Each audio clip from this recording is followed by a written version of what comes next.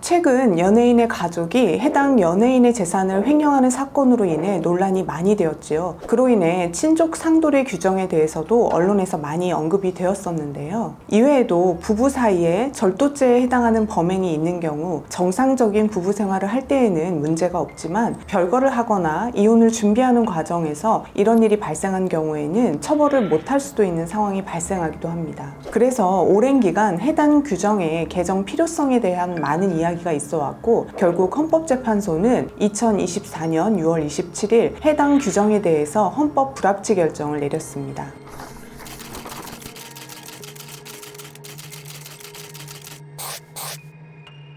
헌법 소원 심판이 청구된 사례들은 지적장애 3급에 있는 피해자의 재산을 삼촌, 숙모, 사촌 등이 횡령한 사건이 있고, 계부가 피해자의 재산을 횡령한 사건, 자녀가 파킨슨병을 앓고 있는 친부의 재산을 횡령한 사건, 아들과 그 배우자가 친모의 예금을 횡령한 사건들이었습니다. 사례들을 듣기만 해도 이 규정이 적용되는 게 맞나 하는 생각이 드는데요. 오늘은 이에 대해서 설명드리겠습니다.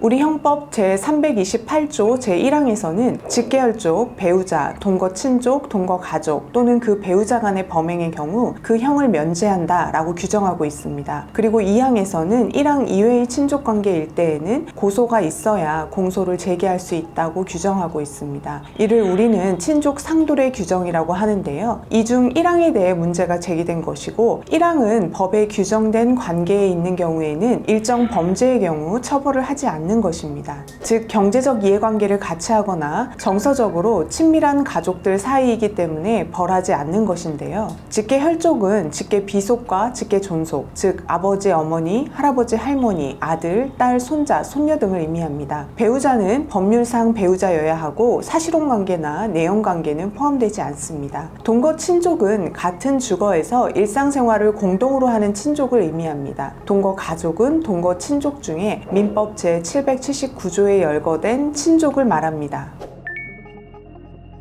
권리행사 방해죄, 강도죄와 손괴죄를 제외한 모든 재산범죄에 적용이 되고 있습니다. 즉 절도죄, 사기죄, 공갈죄, 횡령죄, 배임죄, 업무상 횡령죄, 업무상 배임죄, 점유이탈물 횡령죄 등이 해당되고, 이러한 재산범죄를 가중처벌하는 특별법이 적용되는 경우에도 친족 상도례 규정을 배제한다는 명시적인 규정이 없는 한 적용이 됩니다. 예를 들어 횡령의 이득액이 50억 원 이상인 경우 특정 경제범죄 가중처벌 등에 관한 법률이 적용되는 경우나, 흉기를 휴대하거나 2인 이상이 합동하여 특수 절도를 행한 경우 등에도 적용이 되고 있습니다.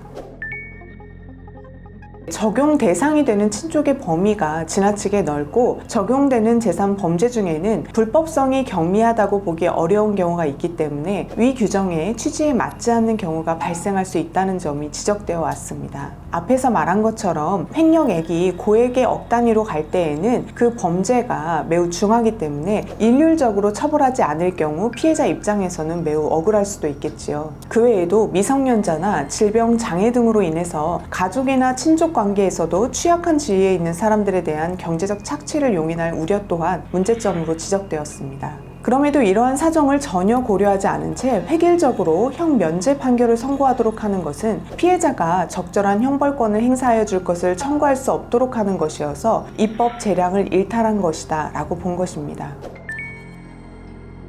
그래서 헌법재판소는 2024년 6월 27일 헌법 불합치 결정을 내렸습니다. 규정의 위헌성을 제거하는 방법으로는 현실적인 가족, 친족 관계와 피해의 정도, 가족, 친족 사이의 신뢰와 유대의 회복 가능성 등을 고려한 피해자의 가해자에 대한 처벌 의사표시를 소추 조건으로 하는 등 여러 가지 선택 가능성이 있기 때문에 단순 위헌 결정을 내리지는 않았습니다. 조항에 존재해야 할 필요성은 일정한 경우에는 있을 수 있기 때문입니다. 이에 따라 2025년 12월 31일, 즉 내년까지 개선해서 입법이 이루어져야 하고, 만약 다른 입법이 이루어지지 않으면 2026년 1월 1일부터는 그 효력을 잃게 되는 것입니다. 가해자의 입장에서는 내가 먼 친인척의 관계에 있어서 친족 상돌의 규정을 적용받을 수 있는지 여부가 궁금하시거나 어떻게 대처하는 게 좋을지 궁금하신 경우가 있을 수 있고, 반대로 큰 피해를 입었는데 친족 상돌의 규정이 적용되어서 가해자를 처벌할 수 없는 경우에 해당하는지 궁금하거나 친족 상돌의 규정이 적용된다고 하는데 현재 개정 입법을 앞두고 있는 상황에서 어떻게 대처하면 좋을지 궁금하신 경우가 있을 수 있는데요. 이러한 경우에는 변호사와의 상담을 통해 조언을 받으시면 좋을 것 같습니다. 오늘 친족 상돌의 규정과 관련해서 설명을 드렸는데요. 이와 관련해서 도움이 필요하시면 상담 전화로 문의 주세요.